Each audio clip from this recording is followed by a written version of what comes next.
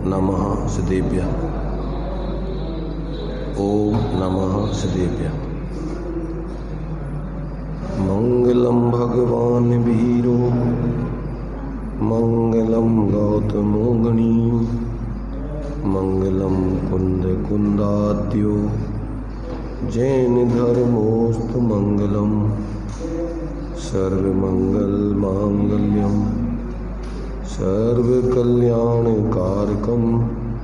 प्रधानम सर्वधर्माणां जैनम जयतु शासनम जैनम जयतु शासनम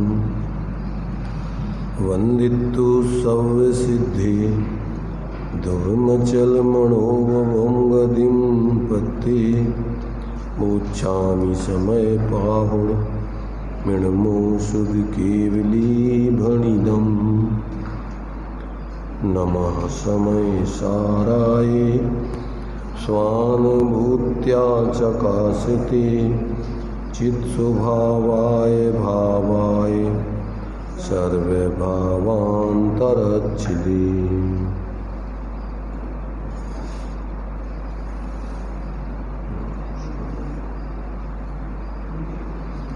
समय सार जी गाथा तीसरी अपनी चल रही है। इसमें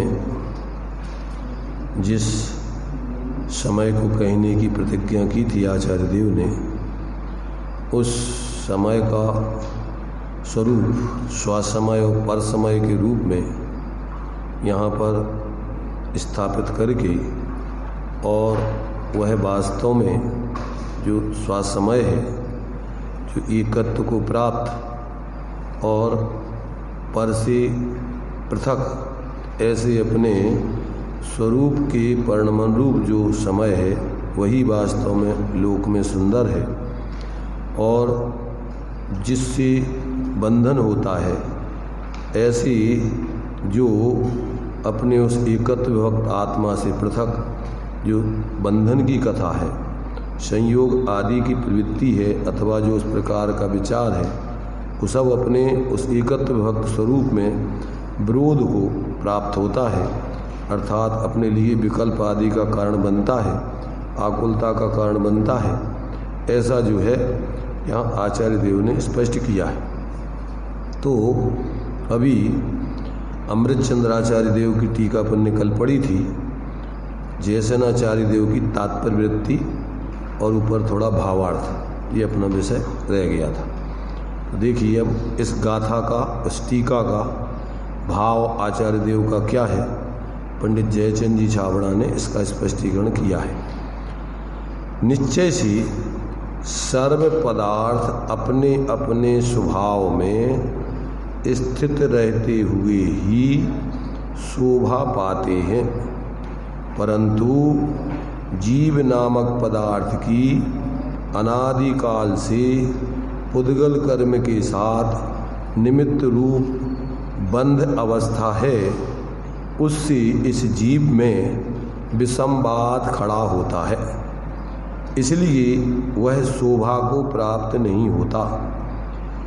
इसलिए वास्तव में विचार किया जाए तो एकत्व ही सुंदर है, उससे यह जीव शोभा को प्राप्त होता है। सीधा साधा सरल शब्दों में भावार्थ लिखा है।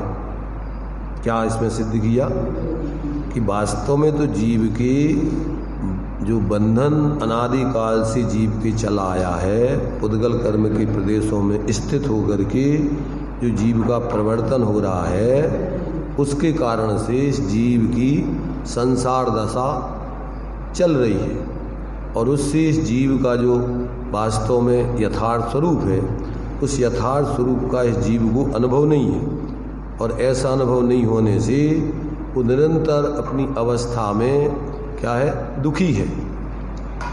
तो ऐसे उस जीव के लिए यहाँ पर कहते हैं कि वास्तव में इस जीव के लिए जो अपना मूल स्वरूप है, उस मूल स्वरूप का ज्ञान करके, श्रद्धान करके उसके आश्रित जीवन जीना चाहिए।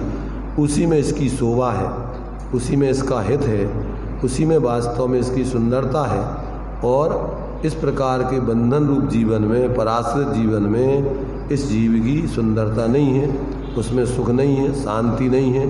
इसमें जीव के चतुर्गति परिवर्ण संबंधी की पर्याय परिणति में निरंतर दुख भोगता रहता है जी। इस बात को यहाँ पर ये आचार्य देव ने इस गाथा में सिद्ध किया है कि एकत्व निश्चयगत समय सर्वत्र सुंदर लोक में जितने भी पदार्थ हैं वो अपने स्वरूप में ही रहने में उनकी सुंदरता है, परंतु जीव नामक पदार्थ अनादिकाल से क्या है, अपने स्वरूप को भूलकर निमित्त रूप से पुद्गल रूप कर्म के बंधन की दशा में जी रहा है। और उससे क्या है, इसके विषम भाव, माने जो आत्मा के आश्रित कैसे समभाव होते हैं, सहज भाव शांत भाव होते हैं, उसके ये शांत भाव सहज भाव समभाव नहीं हो रहे, इसके विषम भाव। विषम भाव अर्थात अपने स्वभाव से विपरीत भाव, अन्यथा भाव।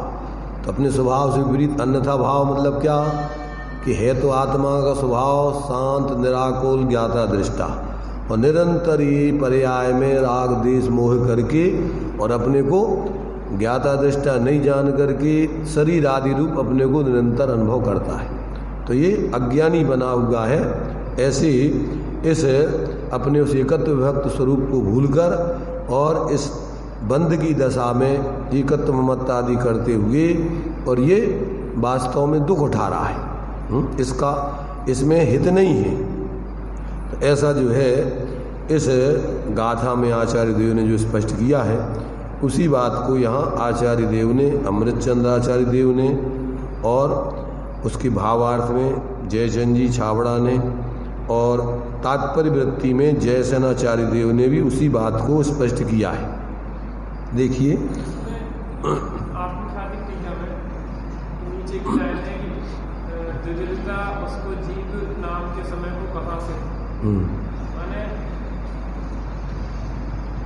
आत्मख्याति में आचार्य स्वामी ने एकत्र सिद्ध किया कि माने पर का समय कोई मेल होते ही एक प्रकार से, ठीक है। इस प्रकार से पर समय पना कैसे होगा, उद्गल कर्मों में स्थिति की कैसे बता तो रही है कि जब ये जीव अपने उस एकत्व विभक्त स्वरूप को भूल करके संयोगों में मूर्छित होता है, तब इसके पर्याय में द्विविधपना खड़ा हो जाता है। द्रव्य रूप से तो वो जीव एक रूप ही रहता है, उसमें द्विविधपना होता नहीं है।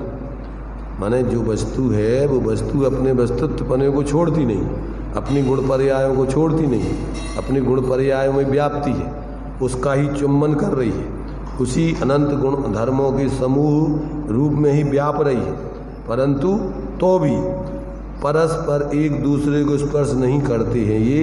पर जो संयोग हैं अत्यंत निकट, भी तो वस्तु स्वरूप पहले समझाया कि अत्यंत निकट एक क्षेत्रगाय रूप से तिष्ठ रहे, तो भी वे सदा काल अपने स्वरूप से च्युत नहीं होते। तो ये तो अपने लिए भेद विज्ञान कराने के लिए वस्तु स्वरूप का यहाँ पर स्पष्टीकरण किया है, परंतु ऐसे अपने जीव को स्वरूप को जीव न समझ करके क्या कर रहा है कि अपने को भूलकर मोह महामद पियो अनादि भूल आपको भरमत बाली, व्यर्थ में ही मिथ्यात्व अज्ञान और कसाय किसे कहते हैं। अमृतचंद्राचार्य देव ने ही 17वीं 18वीं समय सार की गाथा की टीका में कि जीव अनादि काल से आबाल गोपाल सबको अपने स्वरूप का पर्यायों में परिणमन व्याप्तपना होने पर भी अपनी पर्यायों में ये अपने स्वरूप को न देख करके, न जान करके, न अनुभव करके और भ्रम से अन्यथा रूप परिणमन कर रहा है, जान रहा है, मान रहा है, परिवर्तन कर रहा है। तो ये बात ये तो परमार्थ की है। कौन सी वस्तु में कोई दूसरी वस्तु आती नहीं है, परंतु इसकी भ्रांति कैसी होती है कि ऐसा जानता मानता है कि जैसे हम पर रूप हो गए हों, पर हमारे रूप हो गए हों, पर हमारे लिए सुखी दुखी कर रहे हों, पर से हम सुखी हो जाएंगे, पर से ही हम दुखी हो रहे हैं, ऐसी इसकी भ्रांति चल रही। तो ऐसा होने पर भी एक वस्तु दूसरी वस्तु की होती नहीं, ऐसा होने पर भी ये भ्रम से इस प्रकार का जान मान रहा है और क्षणिक पर्याय में इस प्रकार पराश्रित राग द्वेष रूप वर्णन कर रहा है। तो उसके लिए ही तो अपने लिए ऐसा स्वरूप का बोध कराकर उसकी भ्रांति दूर करने का ही तो उपदेश है क्या उसमें? जैसे स्वप्न में व्यक्ति जो कुछ है, पैसे वाला है और भिखारी बन गया, भीख मांग रहा है, तो अब वो क्या बन गया है? वो भिखारी बन गया है कि पैसे वाला है? भिखारी नहीं बनने पर भी, पैसे वाला होने पर भी उसको भ्रम हो गया है। क्या भ्रम हो गया है? कि हम गरीब हो गए।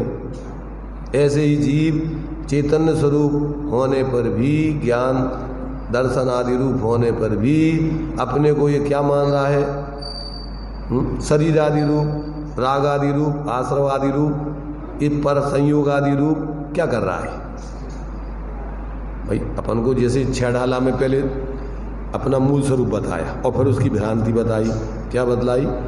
कि चेतन को है उपयोग रूप, चिन मूरत बिन मूरत अनु, पुद्गल नव धर्म अधर्म काल, इनते न्यारी है जीव चार। कौन सी जीवों की? सब जीव ऐसे ही है। पर क्या कर रहे फिर ताको न जान। गलती कहाँ हो रही है? कि जैसा अपना स्वरूप है अपने को वैसा रूप नहीं जानकर, नहीं मान के, नहीं अनुभव करके, ताको न जान, विपरीत मान कर करे देह आदि में निज पहचान। फिर मैं सुखी दुखी, मैं रंग राव, मेरे धन ग्रह गोधन। अब ये क्या है? तू पैसे वाला बन गया कि गरीब बन गया कि स्त्री बन गया कि पुरुष बन गया, शरीर रूप हो गया क्या जीव? नहीं होने पर भी ये मानता में इसने ऐसा भ्रम से मान लिया है। क्यों? कि अनादिकाल से संयोग में ही रह रहा है, जबकि इसका स्वभाव कभी संयोग रूप हुआ नहीं है। ये कभी संयोग रूप जो अपन पढ़ते के भले ही आत्मा और शरीर कर्म आदि एक क्षेत्रावगाही संबंध से संसार दशा में व्यवहार से बंधन रूप संयोग रूप हो रहे हैं, परंतु क्या है? पे भिन्न भिन्न नहीं भेला, जल पय ज्यों जियतन मेला। तो देखो अपन लोक में भी तो यही भ्रांति हो रही ना। दूध में पानी मिला देते हैं लोग, तो मिलता है पानी के नहीं मिलता है? परमार्थ से उसमें विवक्षा लगाओ, परमार्थ से नहीं मिलता है, व्यवहार में मिल जाता है, संयोग रूप में मिल जाता है। और तात्विक दृष्टि से एक वस्तु दूसरी वस्तु की होती नहीं, इसलिए नहीं मिलता है। इस भ्रम भाई देखो, अगर नहीं मिलता हो व्यवहार में तो आदमी मिलाए काहे को? दूसरे भ्रमित क्यों हो? में दूध में पानी डाल देते हैं, काहे के लिए डालते हैं? लोगों को भ्रम हो जाए, दूध को पानी मान करके और पैसे हमें ज़्यादा मिल जाए, इसलिए तो खरीद रहे। ऐसे ही अपन अभी अनादिकाल से कर्म आदि शरीर आदि के संयोग रूप में आत्मा रह रही है। तो अब क्या हो गया? अज्ञानी जीवों को भ्रम हो गया कि हम दोनों देह जीव को एक गिने। जैसे दूध और पानी मिल गया तो 1 किलो दूध में 1 किलो पानी डालने से वो 2 किलो दूध के पैसे दे देता है अज्ञानी व्यक्ति। जबकि समझदार व्यक्ति क्या करता है? समझदार व्यक्ति उसमें देख करके लक्षणों से कि भैया इसमें तो दूध सही है ही नहीं है, इसमें तो आधा दूध आधा पानी मिला हुआ है, तो उसको अलग अलग दिख रहा है क्या नहीं दिख रहा है? किसको?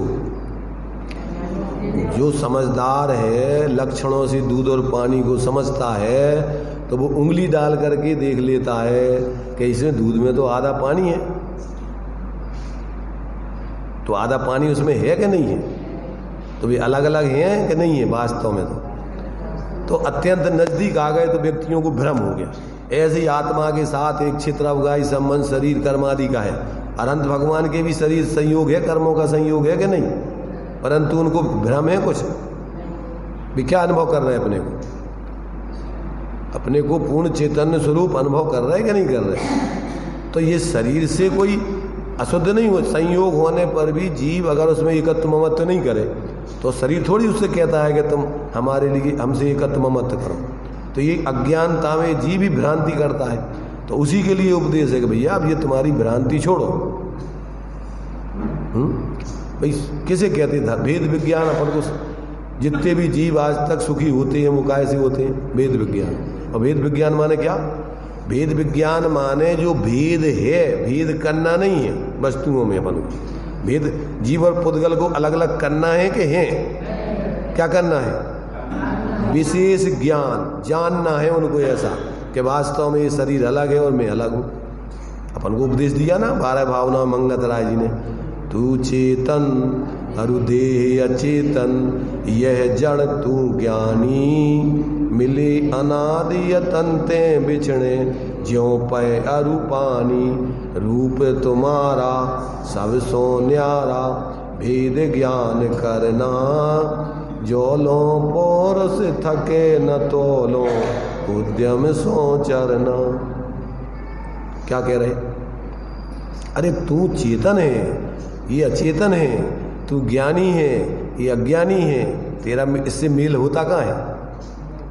तो अब इसका तू ऐसा निर्णय करके अंदर में अपने को अपने रूप अनुभव कर, अपने को शरीर रूप मत मान, मत जान, उसमें मत रच पच। यही तो अपन को उपदेश दे रहे ना। तो क्यों दे रहे? क्यों दे रहे? क्योंकि तुम भ्रम में पड़े हुए हो अनादिकाल से।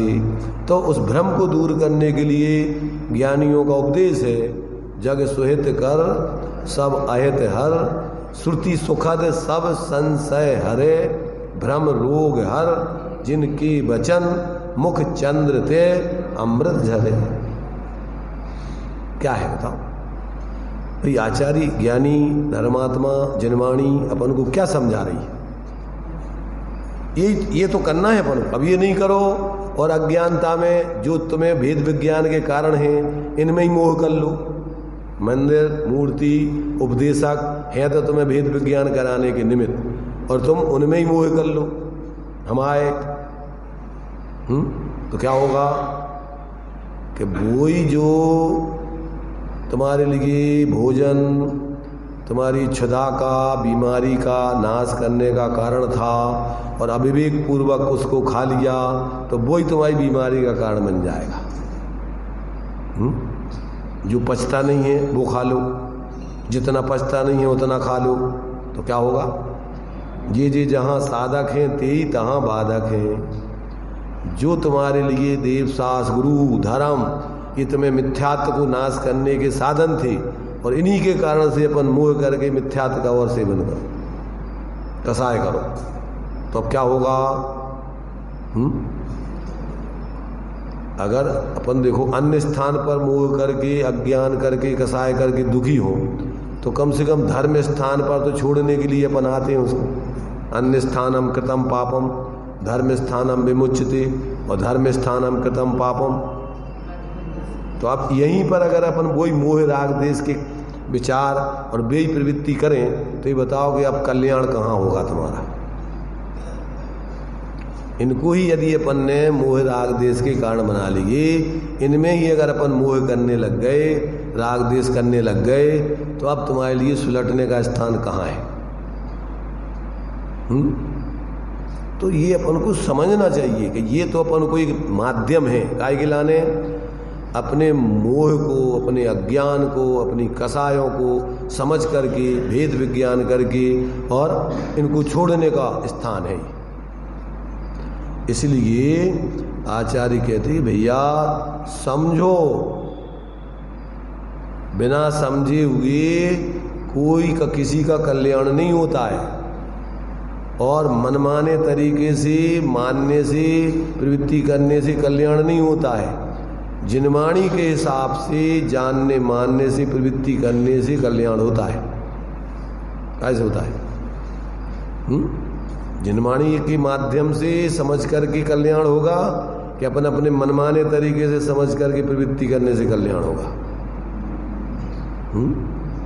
ऐसा तो अपन विचार करो कि अपन मनमानी करके जी रहे हैं कि जिनवाणी के आधार से जी रहे हैं? कैसे जी रहे हैं? विचार करो। इसलिए बार बार अपन को संबोधन करते हैं ज्ञानी, चेतो चेतो, जाग जाओ जाग जाओ जाग जाओ, समय रहते हुए जाग जाओ। अगर यहाँ नहीं जागोगे तो क्या होगा? यह मानुष पर्याय सुकुल सुनना जिनवाणी, भी गए न मिले सुमणियों उदर समाने।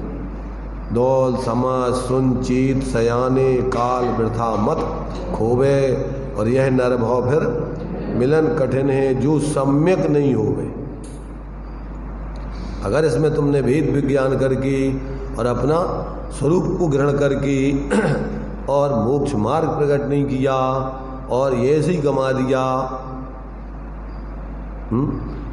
अपन को भगवान जिनेंद्र का शासन भी मिल गया, जिनवाणी भी सुनने को मिल गई और निर्णय नहीं किया, अपने जीवन में परिवर्तन नहीं किया, वो ही अपनी मूर्ता के जीवन जीते रहे, तो फिर ये भी दी गई न मिले सुमणियों, आगे फिर ये धर्म नहीं मिलेगा और ये मनुष्य पर्याय मिलना भी बहुत मुश्किल है।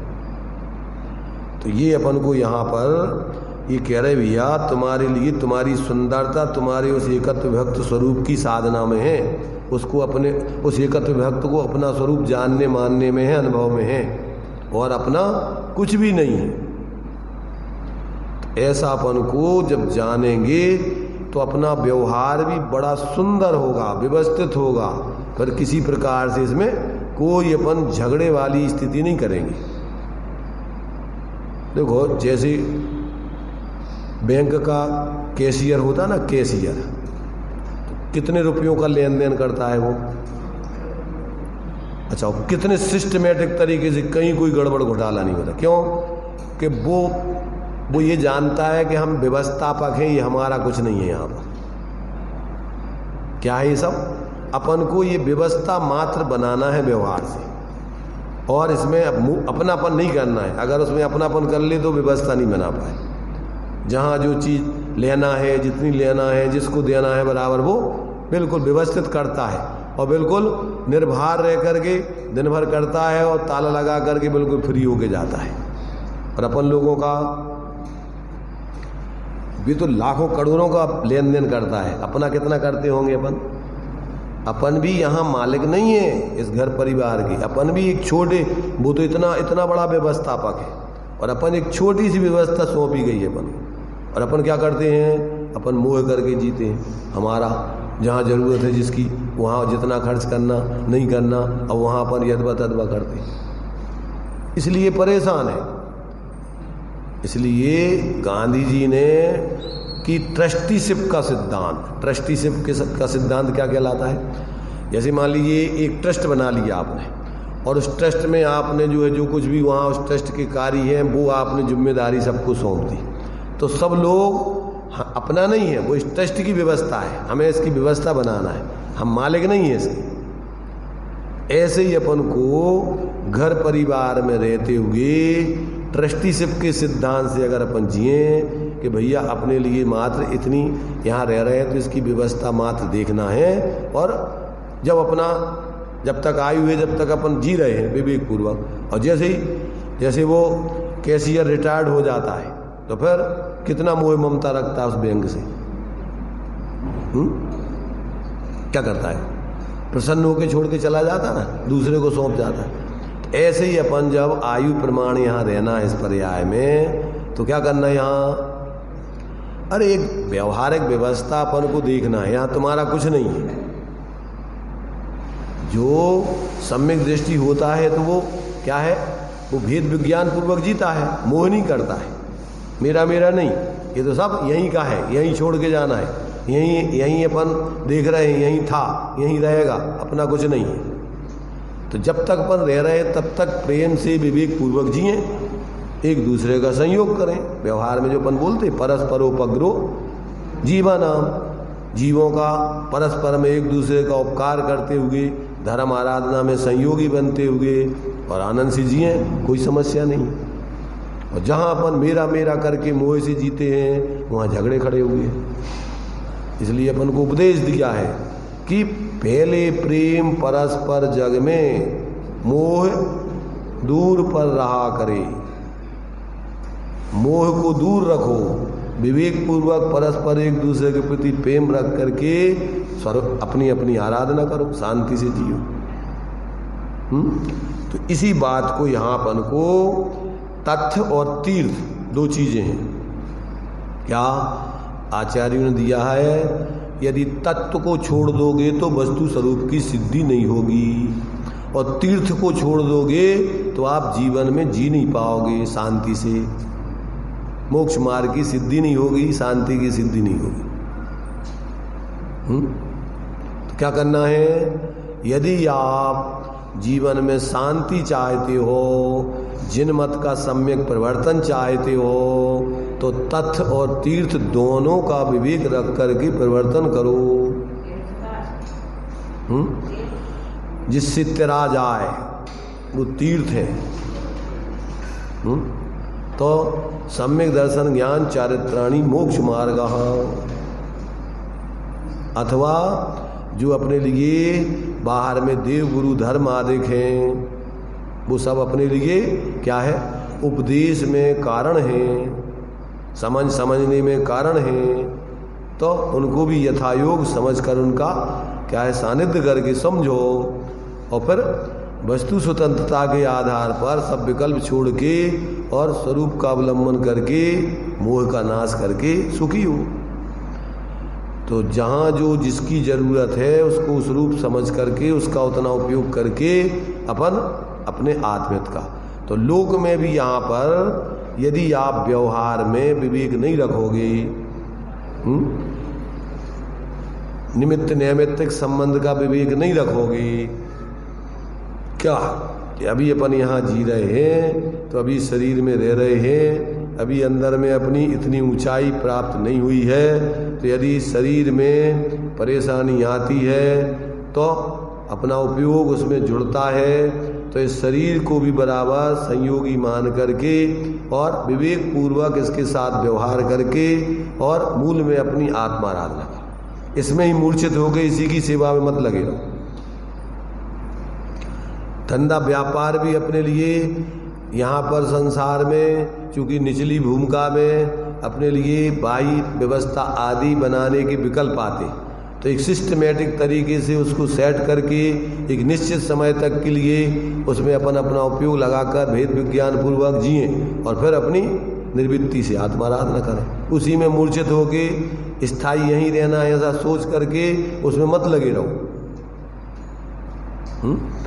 मैंने अपन को यथायोग जहाँ जहाँ जो चीज़ें जैसी हैं वैसा समझ करके, और तत्व की दृष्टि से प्रत्येक वस्तु अलग अलग है, कोई किसी का करता धरता नहीं है, कोई किसी को कुछ लेता देता नहीं है। तो तत्व दृष्टि से वस्तु स्वतंत्रता है और तीर्थ दृष्टि से निमित्त नैमित्तिक संबंध आदि का विवेक है।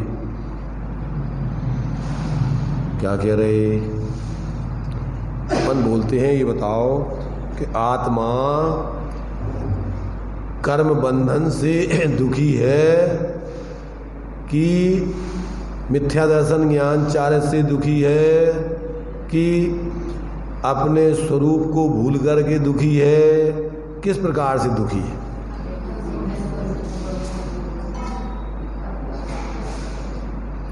देखो, सारी विवक्षाएं अपन को जब तक अपन व्यवस्थित नहीं समझेंगे तो अपन एकांत से फिर क्या है, खेचातानी में पड़ जाते हैं।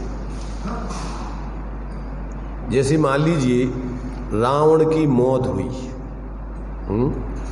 तो प्रथमानुयोग कहेगा कि रावण को लक्ष्मण ने मारा। किसने मारा? लक्ष्मण ने मारा। फिर जब अपन चरणानुयोग से पूछेंगे तो रावण गलत आचरण से मारा गया।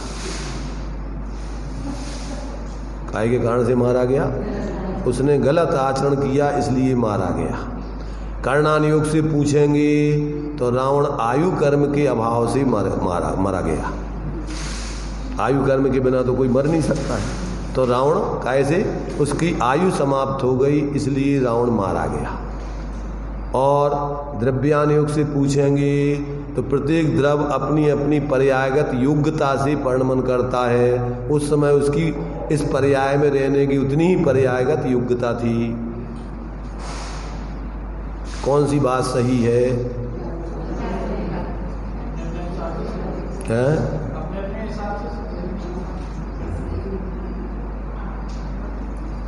रावण अपनी पर्यायगत योग्यता से पर्याय से पर्यांतर हुआ कि आयु कर्म के अभाव से मरा, कि उसको खोटे आचरण करने से मरा, कि लक्ष्मण के द्वारा मारा गया। चारों अनुयोग अपने अपने तरीके से कथन करते। कौन सा कथन सही है?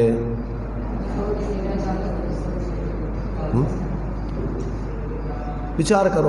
तो कथन तो अनेक दृष्टिकोणों से होते हैं, परंतु जब कार्य होता है तो सब चीजें उसमें गर्भित हैं, चारों चीजें उसमें आए होंगी तभी वो इस प्रकार का कार्य। उसकी पर्यायगत योग्यता अगर होगी तो कैसे मरेगा वो, कैसे उसकी आयु समाप्त होगी, कैसे कोई निमित्त बनेगा मानने में। तो चारों चीजें घटित होती एक साथ, कि जब उसका कार्य उपादान का कार्य होना है तो फिर वो सारे निमित्त भी उसके लिए उसके अनुकूल होंगे, और फिर निमित्तों पर आरोप आएगा। कार्य तो होगा मूल में अपनी उपादानगत योग्यता से, पर साथ में वो निमित्त भी उसमें नियम से होंगे ही होंगे। निमित्त और उपादान, निमित्त किसे कहते हैं? जब उपादान अपनी योग्यता से अपना कार्य करता है तो उस समय जो भी संयोग सद्भाव अभाव रूप में उसमें होते हैं उस पे अपन कार्य करने का आरोप आता है। तो ये सारी बातें अपन को समझने की हैं, लड़ने झगड़ने की नहीं है। और जो भी कथन किया जाता है वो सब सापेक्ष होता है।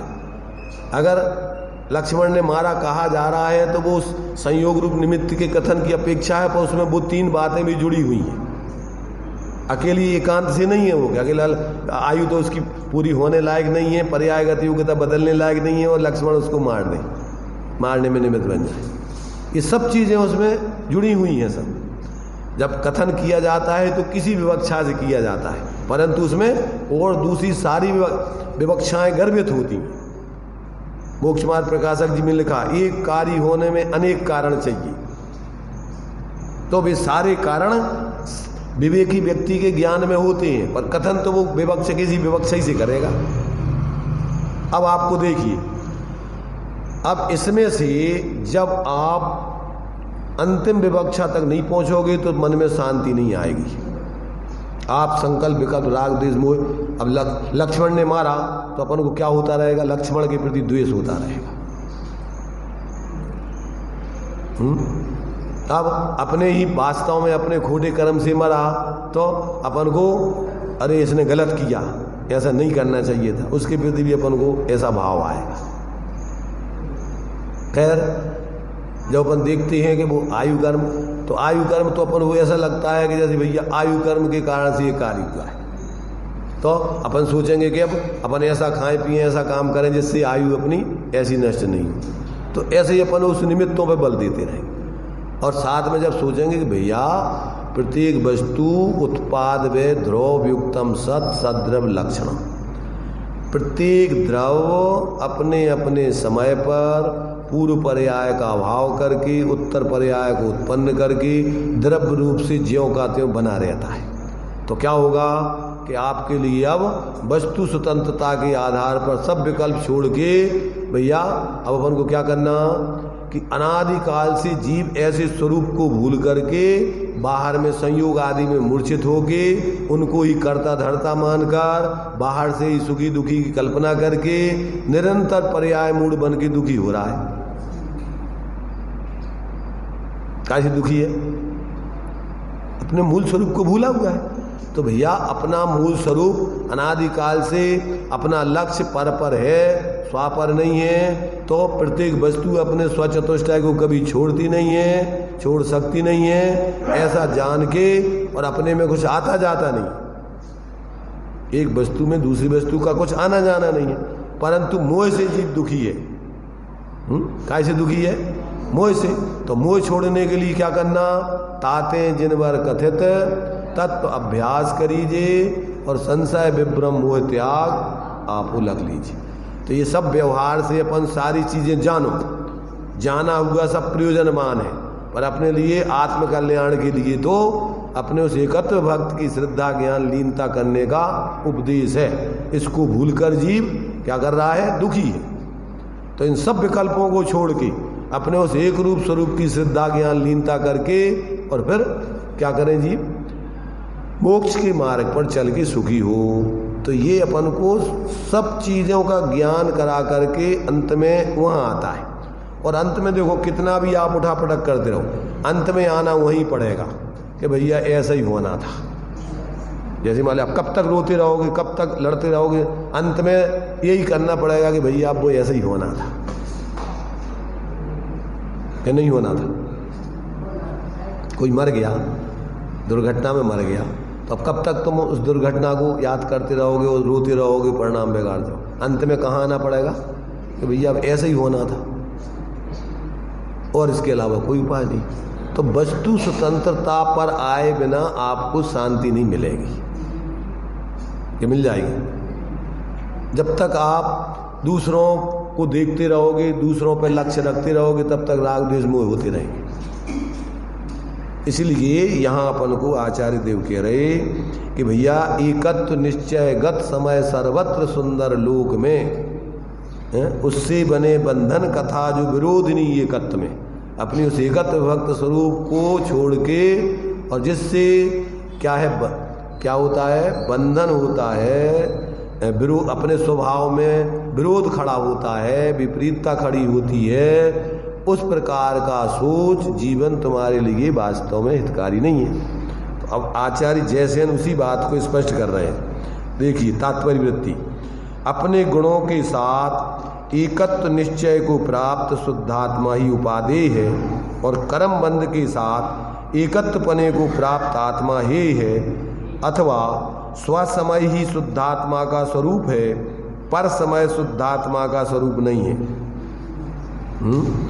ऐसा अभिप्राय मन में धारण करके अथवा इस सूत्र के पश्चात यही सूत्र यानी तीसरा सूत्र उचित है, ऐसा निश्चय करके विवक्षित गाथा सूत्र कहते हैं। इस प्रकार पातनिका यानी उत्थानिका का लक्षण सर्वत्र जानना चाहिए।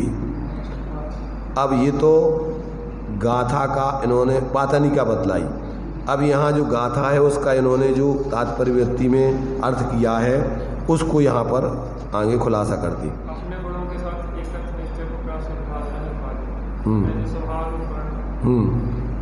वो ही अपने लिए उपाधि है।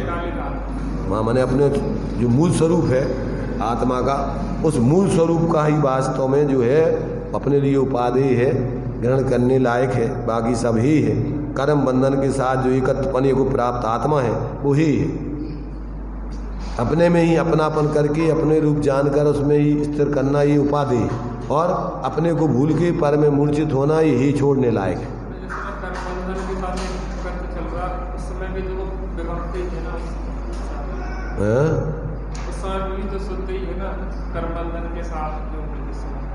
स्वभाव से शुद्ध है, परंतु पर्याय में निरंतर मिथ्या राग द्वेष आदि करते हुए क्या है, बंधन में ही है ना। वही बात तो 17वीं 18वीं गाथा की टीका में कहा है अमृतचंद ने कि जब आत्मा निरंतर अपने ज्ञान आत्मा का अनुभव कर ही रही है तो अब तुम अनुभव करने का उपदेश काय को दे रहे। यही बात तो सिद्ध की कि जब अपनी पर्यायों में एकत्व भक्ति व्याप रहा है और वो आत्मा शुद्धि है तो अब शुद्ध होने का उपदेश क्यों दे रहे हैं, मोक्ष का उपदेश क्यों दे रहे हैं?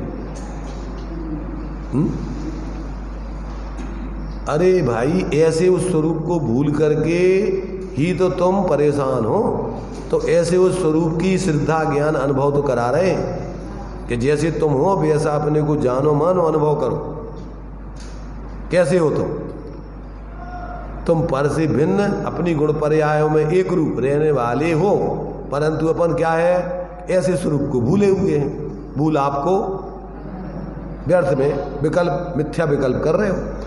तो आत्मा अपनी गुण पर्यायों में ही व्याप रहा है, पर में तो व्याप्त ही नहीं है, पर को ग्रहण कर सकता नहीं है, आज तक किया नहीं है, पर मान रहा है। ऐसा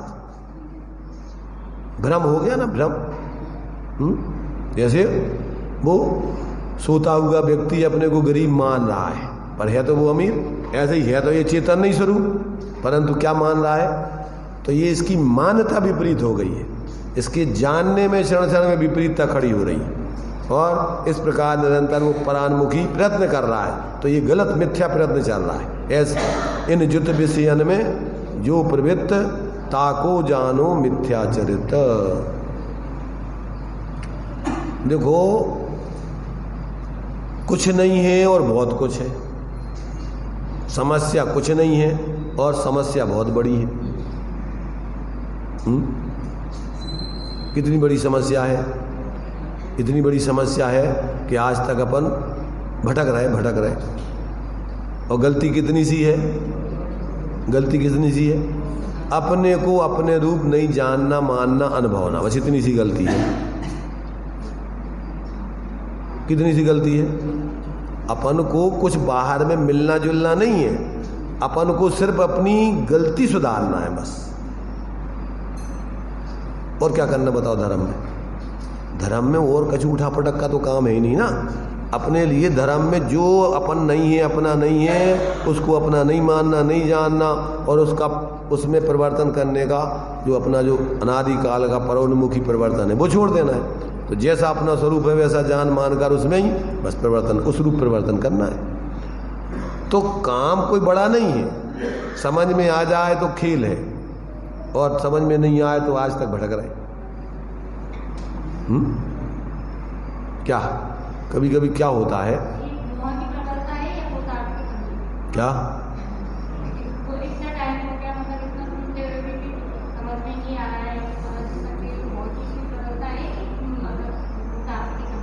बताओ। ऐसा सोचो कि यहां पर अंधेरा है, तो ये बताओ कि वो अंधेरा किस कारण से है।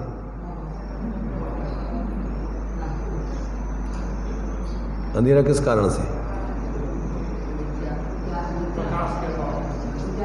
है? तो अपन अस्थि रूप में कहें तो इसमें प्रकाश के अभाव के कारण से अंधेरा है, और उधर से कहें तो अंधकार के कारण से अंधेरा है। भाई अंधकार वो अपने आप में एक परिणमन है ना, वो वो प्रकाश भी एक परिणमन है वस्तु में। तो दो प्रकार का परिणमन वस्तु में होता है। तो मिथ्या दर्शन ज्ञान चारित्र के कारण से ये जीव दुखी है कि सम्यक दर्शन ज्ञान चारित्र को प्रकट नहीं करने के कारण से दुखी है, बताओ। किसके कारण से दुखी है? अरे भाई दोनों चीजें क्या है, सिर्फ कथन में अंतर है। मिथ्या दर्शन ज्ञान चारित्र वो ही उसका परिणमन, एक समय में एक ही परिणमन होता है। तो वो श्रद्धा ज्ञान चारित्र जब विपरीत परिणमन कर रहा है तो उसको उससे दुखी कहेंगे, और अस्थि रूप से कहेंगे तो सम्यक दर्शन ज्ञान चारित्र रूप परिणमन नहीं कर रहा है इसलिए इससे दुखी कहेंगे। अगर सम्यक दर्शन ज्ञान चारित्र रूप परिणमन करे तो जीव दुखी रहेगा क्या? नहीं रहेगा। तो वो एक ही समय में दो ही काम होते हैं। ये बताओ कि प्रकाश अंधकार जाने पर प्रकाश होता है कि प्रकाश होने पर अंधकार जाता है?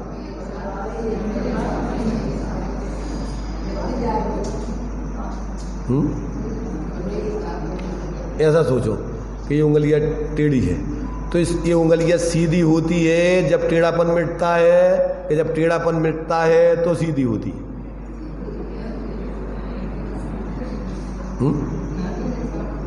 अरे भाई ये उंगलियां एक ही है ना, एक समय में एक ही पर। तो जितना जितना वो सीधी होती जा रही उतना उतना टेढ़ापन मिटता जा रहा है, और जितना जितना टेढ़ापन मिटता जा रहा है उतनी उतनी सीधी होती जा रही है। दोनों सिर्फ कथन करने में अकेलापन को विवक्षा का भेद है। एक ही संग दो कार्य, ऐसा सोचो। दूसरे रूप में सोचो, शादी होती है तो लड़के की शादी होती है कि लड़की की शादी होती है? कितनी शादी हुई है? दो शादी हुई है कि एक शादी हुई है? तो एक की शादी हुई है कि दो की शादी हुई?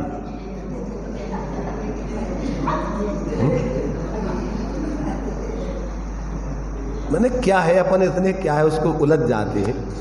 एक ही कार्य को दो प्रकार से कहने में आता है। जब अपन नास्ती से कहेंगे तो मिथ्या दर्शन मिथ्या दर्शन ज्ञान चारित्र के अभाव से सुखी होता है। जब अस्थि से कहेंगे तो सम्यक दर्शन ज्ञान चारित्र से सुखी होता है।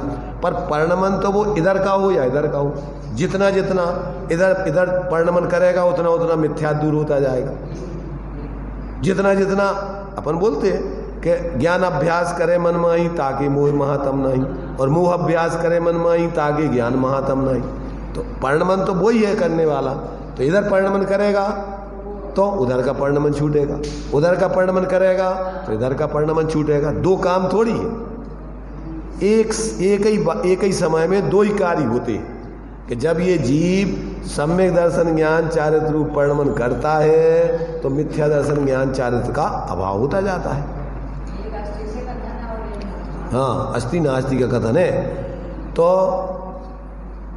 लड़की वाले से पूछो, वो कहता हमारी लड़की की शादी हो रही है। लड़के वाले से पूछो तो वो कहता हमारे लड़के की शादी हो रही है। और किसी मध्यस्थ व्यक्ति से पूछो तो भैया कहेंगे इन दोनों की शादी हो रही है। कितनी शादी हो रही है भाई? एक ही कार्य को कहने के तरीके अलग अलग हैं, कार्य कोई अलग अलग नहीं है। उस कार्य को तुम किस तरीके से कह रहे हो। इसलिए यहां पर भी जब अपन नास्ति से कथन करते भैया मोह छोड़ो, और जब अस्थि से कथन करते थे भैया धर्म करो, तो दो काम थोड़ी कह रहे। वो जब धर्म करेगा तो मोह छूटेगा, मोह छूटेगा तो धर्म होगा। दोनों चीजें तो एक साथ होती हैं, इधर से कहो चाहे उधर से कहो। परंतु अपन को जब उपदेश दिया जाता है या कार्य होता है तो व्यक्ति अस्थि पूर्वक प्रवृत्ति करता है तो नास्ति सहज होती जाती। आप मंदिर के लिए आओगे तो घर के कार्य और घर छूट जाएगा, क्योंकि जो प्रवृत्ति करोगे तो उसके विपरीत कार्य माने दूसरी प्रवृत्ति छूट जाएगी। तो जब आप मिथ्या दर्शन ज्ञान चारित्र की प्रवृत्ति करोगे तो अपने स्वरूप की श्रद्धा ज्ञान और लीनता वाली प्रवृत्ति छूट जाएगी। और जब श्रद्धा ज्ञान स्वरूप की श्रद्धा ज्ञान लीनता की प्रवृत्ति करोगे तो इधर मिथ्या दर्शन ज्ञान चारित्र की प्रवृत्ति छूट जाएगी। देखो, अपना देश गुलाम था, अंग्रेजों का गुलाम था, ठीक है ना। तो अपने देश के जो नेता लोग थे, प्रमुख लोग थे, बुद्धिमान लोग थे, तो उन्होंने विचार किया कि भैया अपन को स्वाधीन होना है, पराधीनता अपन को छोड़ना है। तो क्या उपाय अपनाया उनने? गांधी जी ने उपाय अपनाया जैन धर्म के अनुकूल, असहयोग आंदोलन। क्या काम किया उनने? किसका? विरोधियों का। ऐसे ही अपन को अगर स्वतंत्र होना है तो अपने विरोधी कर्म विकारी परिणाम है। अपन क्या करें? कर्म के उदय का क्या करें? अपन असहयोग करें। अब कर्म का उदय आता है, अपन उसका संयोग करते हैं। क्रोध कसाय का उदय आया, अपन उसका संयोग करके गुस्सा करने लग गए, तो क्या होगा? फिर नया वो रहेगा, तुम्हारे जीवन में वो बना रहेगा। और तुम उसका असंयोग करोगे, कर्म का उदय आया है और तुम उसका संयोग नहीं करो तो कर्म कब तक रहेगा? लोक में भी अपन देखते हैं कि जिनसे अपन को अब रिश्तेदारी दूर छोड़ना है, परेशानी का कारण है, तो अपन क्या करते हैं? उनसे व्यवहार करना ही बंद कर देते, बोलते ही नहीं, अपन अपने काम में। वो आए और अपन अपने काम में लगे रहो, तो क्या होगा? वो कब तक रहेंगे तुम्हारे यहाँ और कैसे रहेंगे? तुम्हारे संयोग से तो रहते हैं। ऐसे ही कर्म और ये विकारी परिणाम तुम्हारे संयोग से तुम्हारी आत्मा में रहते हैं। अगर तुम्हें ये कर्मों को अपनी आत्मा से दूर करना है, विकारी परिणामों को अपनी आत्मा से दूर करना है, तो इनका संयोग करना बंद करो। क्या करो? तुम अपना काम में लग जाओ। कौन से काम में? ज्ञान की आराधना में, स्वरूप की आराधना में। तो क्या होगा कि वो कर्म सब उदय खिड़ते जाएंगे और आगे के लिए बनेंगे नहीं, और फिर तुम्हारे आत्मा में आए पैदा ही नहीं होंगे। अपन क्या करते हैं? खड़े हुए हैं ताल ठोक के बिल्कुल। थोड़ा सा कर्म का जो भी उदय तो चल ही रहा है, और आप उसको अगर निगलेक्ट करेंगे, वेद विज्ञान करके भैया ये अपने नहीं है, ये अपने हित के कारण नहीं है, तो अपन क्या करें? आश्रव दुख कार घनेरे बुद्धिबंत तेने निर्वेरे, उनसे निर्वृत्ति करो। और उसका उपाय क्या है कि अपन अपना ज्ञान अभ्यास करो। उपाय तो यही बताया ना, ज्ञान अभ्यास करे मनमाही ताकि मोह को नाश करने के लिए उससे लड़ते झगड़ते रहो तो मोह भगेगा नहीं। क्या करना है कि अपन को उसकी तरफ देखना ही नहीं। भक्तांबर स्तोत्र में अपने लिए यही बात दी है। अरहंत भगवान ने कर्मों की तरफ देखा नहीं, तो कर्मों ने भी प्रतिज्ञा करके कि अब हम तुम्हारी तरफ भी देखेंगे नहीं, स्वप्न में भी हम तुम्हारे पास नहीं आएंगे, न स्वप्नांतरे भी न पीछे दोषी। क्या कि उन्होंने उनका क्या कर दिया? उनका तिरस्कार, मतलब उनकी तरफ देखा नहीं, वे अपने काम में लग गए, ध्यान में लगे रहे, और कर्म आए तो अब उनकी तरफ देखा ही नहीं, तो वे सब निर्जित होकर के और उनकी आत्मा में से सब अलग हो गए। तो उनको भी अहंकार आ गया, दूसरी रूपात गर्भई, उनको भी अहंकार आ गया कि अच्छा तो हमारा मान सम्मान नहीं कर रहे, तो हम तुम्हारे घर कभी तुम्हें भूल स्वप्न में भी नहीं देखेंगे, तुम्हारे घर हम आएंगे ही नहीं कभी। हमारे लिए तो बस सम्मान देने वाले इस दुनिया में बहुत लोग हैं, और तुम्हारे लिए सम्मान नहीं दे रहे, तो हम तुम्हारे घर में कभी स्वप्न में भी नहीं देखेंगे। उनने कहीं पधारो, हमें तुम्हारी जरूरत ही नहीं है। तो भगवान के अंदर सब गुण प्रकट हो गए और सारे दोष उनकी आत्मा से निकल गए। तो अपने लिए भी अगर निर्दोष होना है तो क्या करना? अपन असंयोग आंदोलन करें, सविनय अवज्ञा। सविनय अवज्ञा माने कसाय पूर्वक उनकी अवज्ञा नहीं, भैया हम तुम्हारी बात नहीं मानेंगे, हम तुम्हारे हिसाब से नहीं चलेंगे। तो अब क्या है कि अब कब तक तुम रहोगे यहाँ पर, जब तुम्हारे हिसाब से नहीं चलोगे? तुम्हारी दम पे तो वे देश पे शासन कर रहे थे, और जब तुमने उनका सहयोग करना बंद कर दिया तो अब वो यहाँ रहेंगे नहीं, चले जाएंगे अपना बोरिया बिस्तर बांध करके। ऐसे ही अपन को यहाँ पर अपने स्वरूप की आराधना में, उस एकत्व भक्ति की आराधना में अपन लगें और अपन इन दोषों संयोगों की तरफ देखना बंद करें, तो क्या होगा कि ये सब दोष अपनी आत्मा से अलग होकर के निर्दोष दशा अपने जीवन में प्रकट होगी। तो यही अपन को देखो यहाँ दिया है कि स्वकीय अपने शुद्ध गुण पर्याय रूप परिणमित अथवा अभेद रत्नत्व रूप परिणमित आत्मा जो निश्चय से एकत्व को प्राप्त हुआ है, वह आत्मा समय है। समय शब्द से तात्पर्य है आत्मा। किस प्रकार से? जो सम्यक प्रकार से प्राप्त होता है, परिणमित होता है। किसको प्राप्त होता है? अपने गुण पर्यायों को प्राप्त होता है, ऐसा व्युत्पत्ति अर्थ है। सर्वत्र सुंदरो, वह शुद्ध आत्मा सर्वत्र सुंदर है। कहाँ? लोक में अथवा समस्त एकेंद्रिय आदि अवस्थाओं में शुद्ध निश्चय नय से सुंदर है, उपादेय है। क्या? जो निगोद में सो ही मुझ में, सो ही मोक्ष मझार, निश्चय भेद कछु भी नाही। द्रव्य संग्रह जी में भी अभी गाथाएं आएंगी, संसार दशा और जीव की मूल दशा। तो उसमें क्या दिया है? मग्गण गुण ठाणे 14 हवंती तय अशुद्ध नया बिन्ने या संसारी सब्बे शुद्धाऊ शुद्ध नया। अशुद्ध नय से देखने पर ये जीव कैसे हैं? मार्गणा गुणस्थान आदि रूप होते हैं पर्याय दृष्टि से देखने पर। जब द्रव्य दृष्टि से देखते हैं तो सभी जीव कैसे हैं? सब्बे शुद्धाऊ शुद्ध नया। शुद्ध नय से देखने पर सब जीव शुद्ध बुद्ध चैतन्य घन स्वयं ज्योति सुखधाम एक रूप दिखाई देते हैं। हमें किसी प्रकार की उनमें गुणस्थान मार्गणा स्थान की स्थिति दिखाई नहीं देती। ऐसे अपने उस स्वरूप को उपादेय जानकर क्या है? अनादिकाल से जीव क्या कर रहा है? किंतु कर्म बंध जनित जो गुणस्थान आदि पर्याय हैं उनमें एकत्व पने या तन्मय पने से जो कथा प्रवृत्ति है, उससे पूर्वोक्त जीव पदार्थ के साथ वह बंध कथा विसंवादिनी होती। विसंवाद माने विरोध पैदा करने वाली होती है। विसंवादिनी कथा का क्या अर्थ है? इस प्रकार से यहाँ प्राकृत व्याकरण के नियम से पुल्लिंग में स्त्रीलिंग का निर्देश है विसंवादिनी अर्थात असत्य।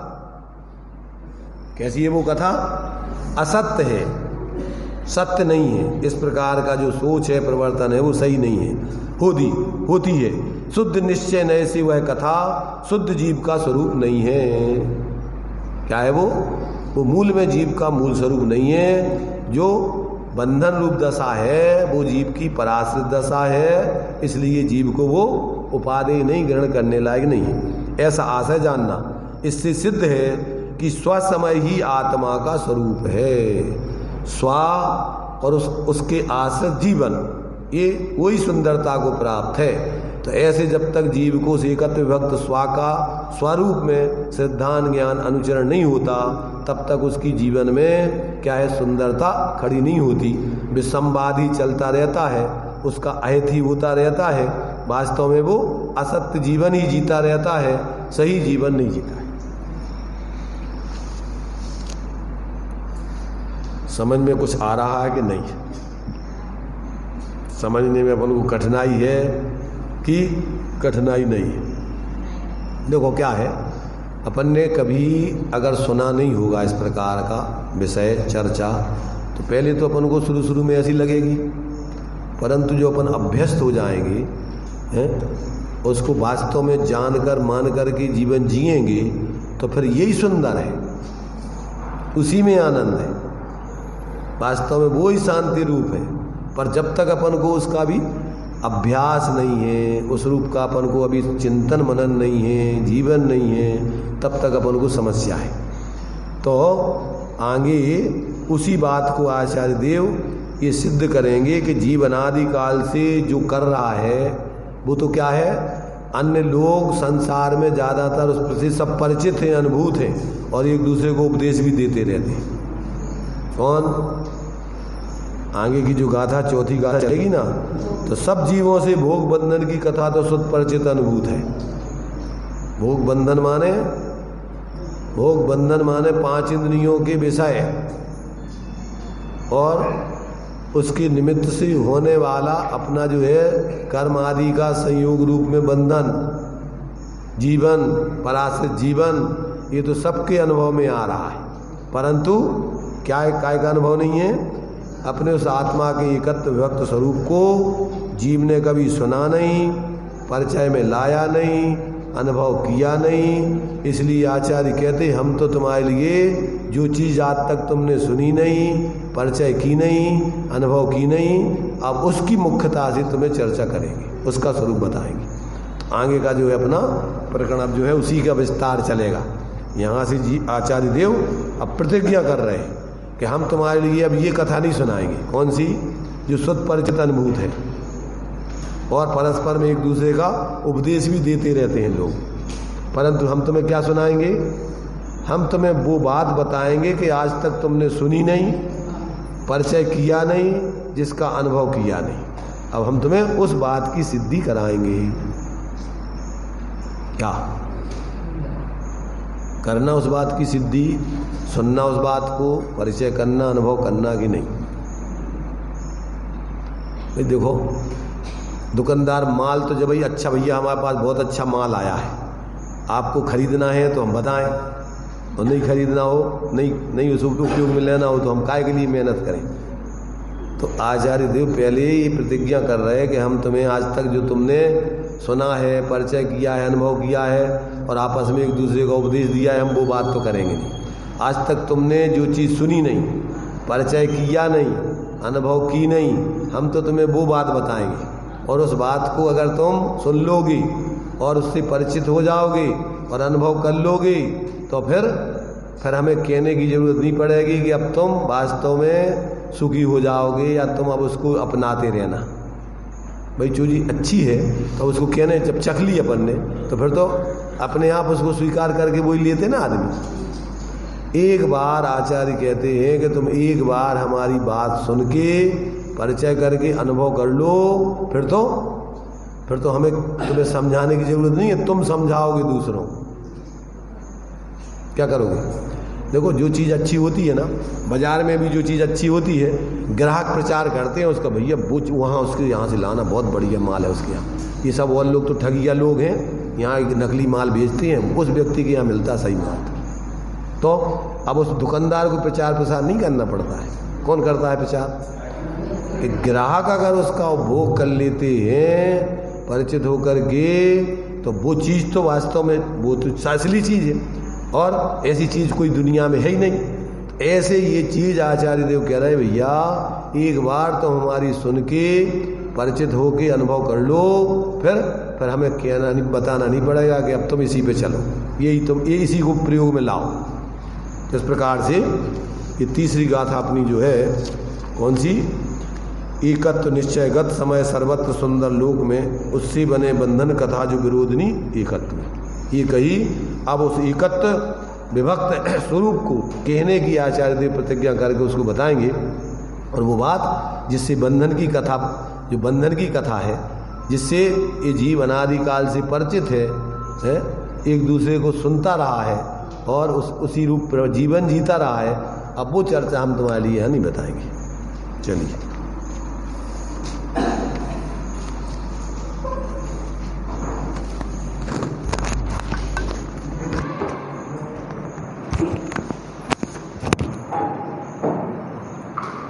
तीसरी गाथा कई बार से हमारी चर्चा हो रही है। एक बार क्या हुआ कि जंगल में पशु पक्षी में ये हर बार सिंह जी राजा बनता है, इस बार हम किसी दूसरे को बनाते हैं। सर्वमान निर्णय से बंदर को राजा बनाया। एक बार घटना घटी कि एक हिरणी के बच्चे को सिंह ने पकड़ लिया और खाने को आतुर हुआ।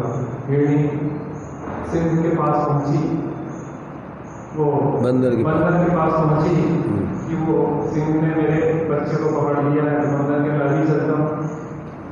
सिंह वहां पे बच्चे को पकड़े दिए था, तो बंदर यहाँ पे एक पेड़ से दूसरे पेड़, दूसरे पेड़ से तीसरे पेड़ छलांग लगा रहा है, और उतने में सिंह ने हिरणी के बच्चे को खा लिया। तो हिरणी ने कहा कि बंदर भैया, आपने मेरे बच्चे की रक्षा नहीं। उसने कहा मैंने बहुत पुरस्कार किया, मैं आधे घंटे शांति से नहीं बैठा, एक पेड़ से दूसरे पेड़, दूसरे पेड़ से तीसरे पेड़ छलांग ही लगाता रहा। मेरे पुरस्कार में कोई कमी, आगे बताए इसके पुरस्कार में कमी रहेगी कि नहीं? तो उसने इतनी पुरस्कार के इतनी मेहनत तो उस सिंह के पास जाके करता तो ही नहीं लगती, लेकिन वास्तव में ऐसे पुरुषार्थ से कार्य सिद्धि नहीं होती। हमारा प्रश्न होता है कि आज तक इतना काम कर रहे हैं, इतनी मेहनत कर रहे हैं, हमारी उछल-कूद बंदर जैसी ही है। अगर समय रीति से पुरुषार्थ करें तो सफलता थोड़े प्रयास में ही प्राप्त हो सकती है, वह कार्य कोई कठिन नहीं है। ऐसी सुंदर विवेचना प्राप्त हो रही है, शीघ्र ही